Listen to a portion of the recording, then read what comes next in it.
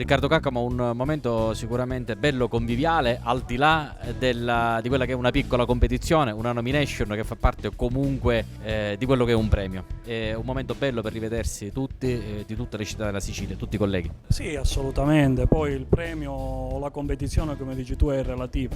Il piacere è di stare insieme un pomeriggio, ritrovarsi insieme a tanti amici, ancora prima che colleghi, e poi diciamo che vinca il migliore.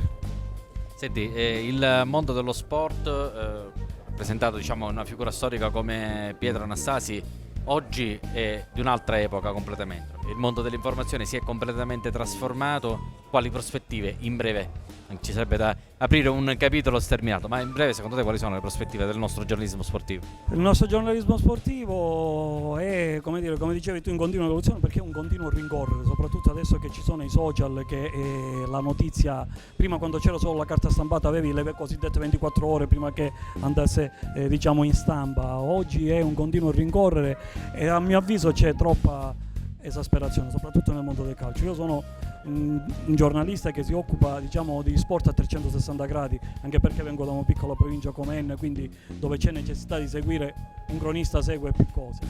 E nel calcio c'è troppa ancora secondo me esasperazione, quindi il nostro dovere sarebbe quello invece di mettere un po' di freno e cercare di non andare appresso a questa velocità, ma invece di mettere un po' diciamo, di tranquillità nel mondo, in questo contesto.